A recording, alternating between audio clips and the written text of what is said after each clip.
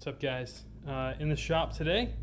You've seen the intro video where I picked up a Corvette, and I took some time just to kind of decide where I wanted to start here. And I kind of made a plan. It was make it run, which it already does. Step 2 is make it safe. That's where we're at now. Then we're going to make it fun, and then we're going to make it awesome. And so maybe fun might be enjoyable, whatever. So kind of the idea is like make sure the engine runs, make sure it's got gas in it, carburetor works, can just idle. That's good. So first job I was thinking about for make it safe was brakes. And I pulled the wheels off, and I'll show you guys in a second. I think these brakes have all been done. It's got new rubber lines, great looking pads. I can't tell if the calipers have just been rebuilt or if they've been replaced. I don't know if they're the O-ring ones or not, but they are doing great. It's stopping good, so I'm going to leave that be. The big thing is when I brought this home and I drove it home, there was no power steering. And I started looking at the power steering, and let me show this to you guys here real quick. So under here, I'm on the driver's side, and under here is the power steering components. Now, there is a power steering pump, sits up under the alternator. This is what's called like the power steering control valve, I believe. And then if you look, maybe I can get under here a little bit better. My shop. Okay, there we go. So that is like a little piston type thing. And that pushes left and right, and it allows this power steering to work. As you can see, it is just caked with oil. There's the high pressure and low pressure line. Right here. So here's the pitman arm, and this is where the steering box comes down and screws into that pitman arm, and then it connects in here. So up above this is the steering box, and then it goes into the steering column. I did some research. I thought, man, I can just replace this. Most people said this stuff leaks brand new, and it had me wondering, like, man, what should I do here? Let me go up top, and I'll show you that steering box real quick. All right, so we're up top. If you look down here, let me shine the light. This steering box here, that's the screw for it. There are some adjustments you can make for the steering here. That steering column got the thing that I think is called rag joint or something that goes into it, and then it bolts to the frame with 3 bolts down below where it goes into the pitman arm. There's a company that makes a replacement for this, and I'll show it to you. It's a company called Borgeson, and they have a steering upgrade. So it comes with new high and low pressure lines. This kind of goes in where we're going to delete those things below that control valve and that piston, and this will kind of take its place. New rag joint here, and then this is kind of all of those components that we looked at kind of replaced here. So this is a new steering box, hooks into the pitman arm. You'll get a better view of this in a minute. Let me just pull it out. Okay, so here it is. It bolts into the frame. That goes down into that pitman arm. This takes the place of the steering box that we looked at with that bolt up top where my hand is. That goes where the rag joint is and into the steering column. And so what we're going to do is we're just going to take all that old stuff out. We're going to put this in and see how it does. This is a little bit longer, so we have to tap in the steering column just a little bit to make this fit. I think most people say about 1.5 inches, maybe 2 inches.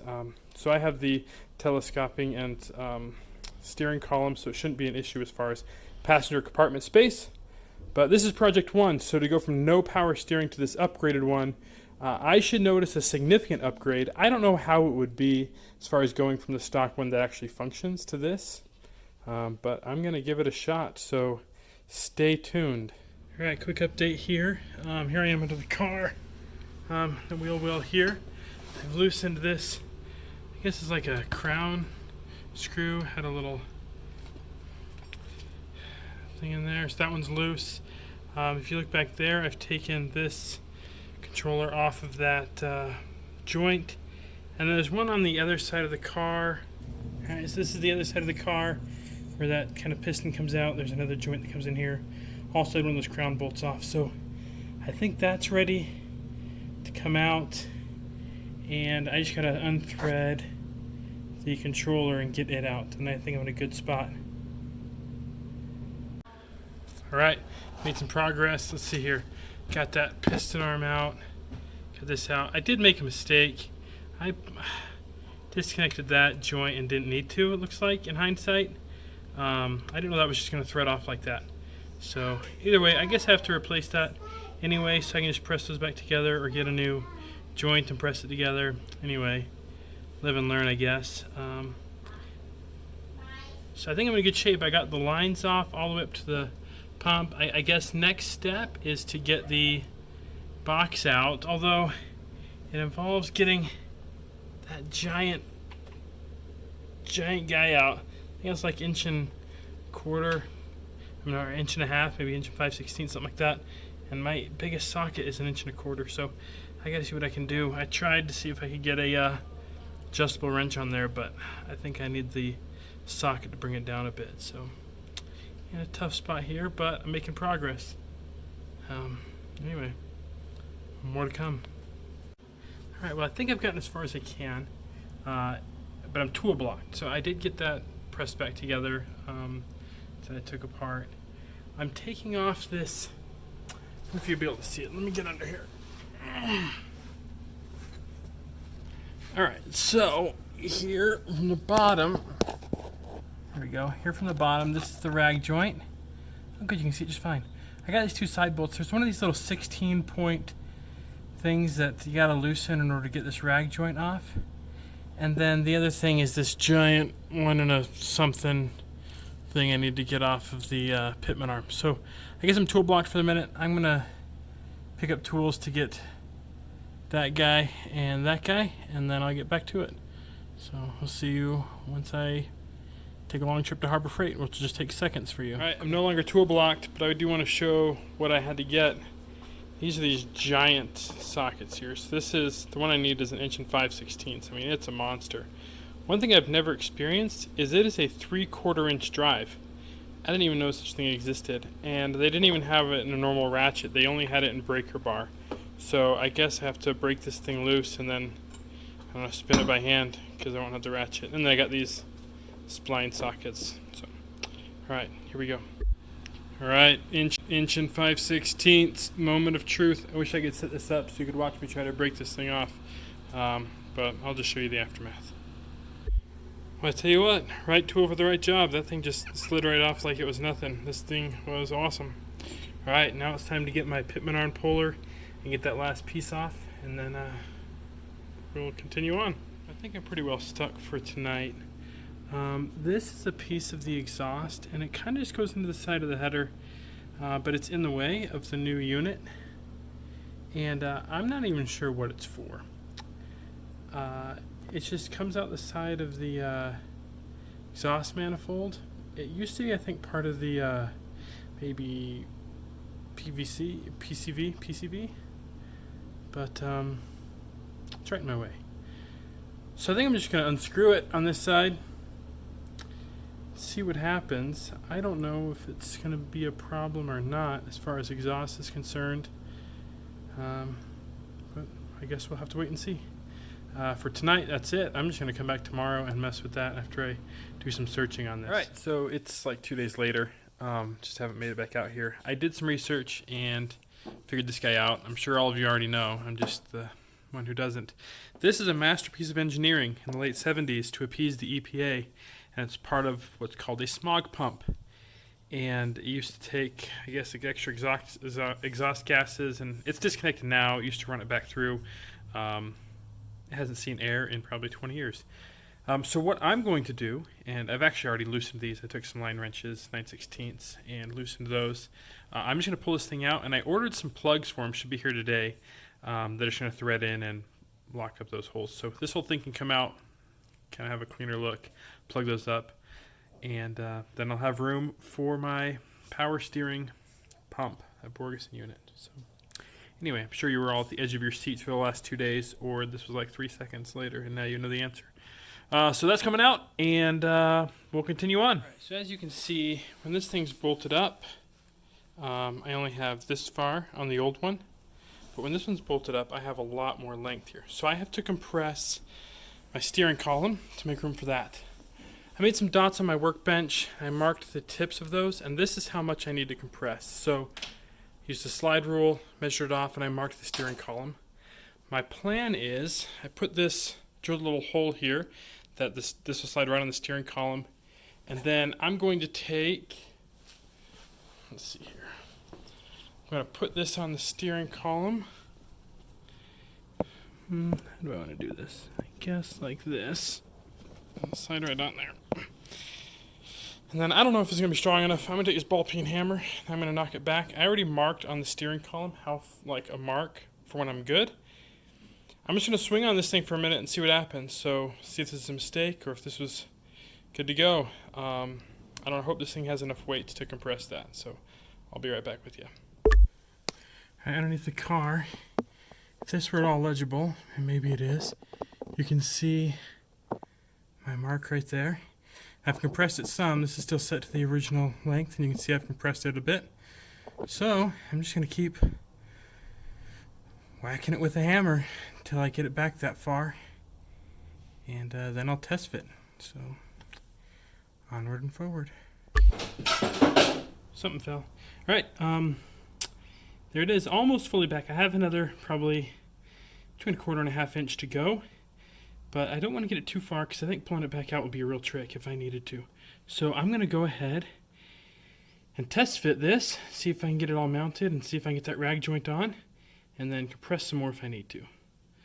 All right, we'll see you.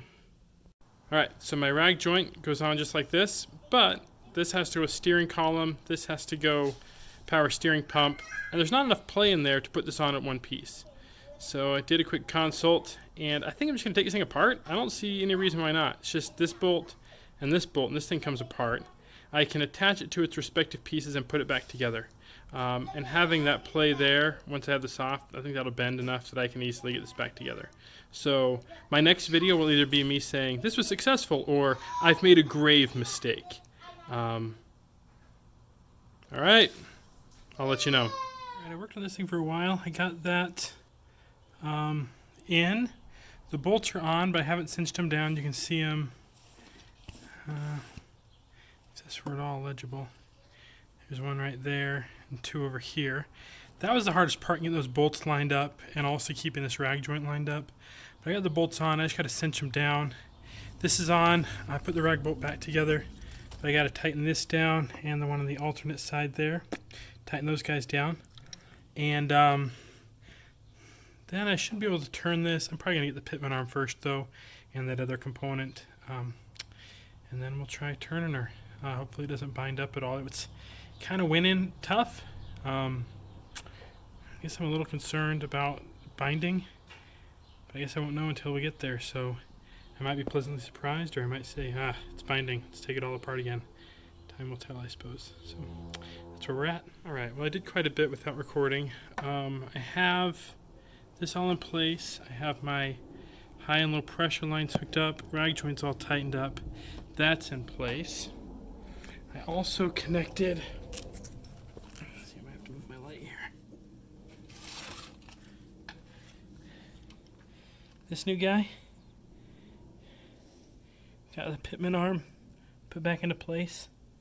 This is tricky. If you don't know, and I should have recorded a little bit of this, this can only go on like facing 4 directions, left toward me, away, and right, because of the way the lines are set up. So you have to make sure that your steering box, which controls those splines, is dead center, and your steering wheel is dead center. That'll ensure this and this line up when you're ready to go. So it took me some time, got it. This I've like cranked down as hard as I can. I still feel like maybe I need to hit it a little harder. It says specs like 150 torque pounds, but I feel like I could see more of that, more of those threads when I first started. So I might take my behemoth of a socket and try it one more time I'm a little concerned of breaking something. So anyway, everything's back in place down here. Everything's back in place up top. Have my lines hooked up, and I filled up my power steering pump with fluid. So I'm ready to start it, other than the fact that while I was messing around, I disconnected my alternator wire, just broke off my connection there. So I can't find my electrical connectors, so I guess I have to go buy some more electrical connectors so I can remove that and stick it back on here. Then I think I'm ready to bleed this unit. So I'll walk you through the bleeding process. I'm just an idiot with wrenches, right? So this is not a how-to. I'll just show you what I'm going to do. I'm going to turn it back and forth a number of times. Then I'm going to start it, get that pump working. And I'm just going to turn it left and right and just keep topping off fluid, getting all that air out as I can. So that's my plan. I guess when I'm going left and right, I need to keep the lid off. I don't know how else the air would escape. It's kind of a sealed system. I don't know. Maybe I need to do some more reading. You're probably listening to me right now going, don't do that, Matt. So I'm actually going to read about it, and then I'll come back and say, yeah, that sounds right. Or, okay, I was wrong. Let's try again. So anyway, that's where we're at. I was able to turn this left and right so I could tighten those down, and everything seems to be spinning fine, not binding up. So good news there. Anyway, next time we're together, I should be finishing this electrical that I broke and then firing her up. The electrical is fixed, and so I was able to start it up, and oh, here's a rag down here. That thing was leaking like crazy where these lines go in when I tried moving left to right, and I was like, that's kind of strange. But it's because I think they gave me these little pieces when they gave me the hoses, and I was like, I don't know what those are for. I probably should have thought more about them. Because I think I have to put them in there to help seal up those hoses. I bet they go in like this, and they help create a tight seal in there. So I'm going to take my hoses off, put these little guys on there, and then report back. So learn from me. Don't just skip over parts that they include and be like, probably not important. So that's my next step. It's alive! It's alive! All right, go ahead. I have a helper in the car. Go ahead and turn it left and right. You can see it spinning there. Okay, other way. Doing what it's supposed to. No lines are spraying. Other way. Feel like we're in pretty good shape here. I just got to check the fluid again. See how we did there. All right, just center it back up. I'm gonna take it for a test drive, I think, once I get the wheels back on.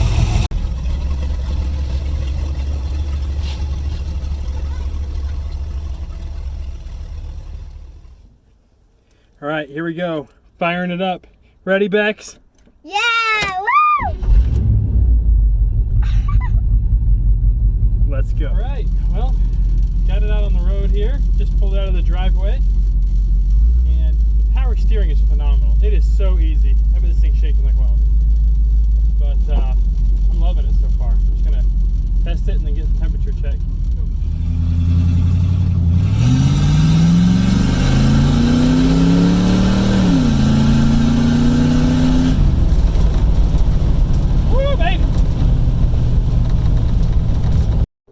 Alright, me and my helper, we just finished up taking her on a test drive. Phenomenal. So hopefully you got to hear some of that and see some of that.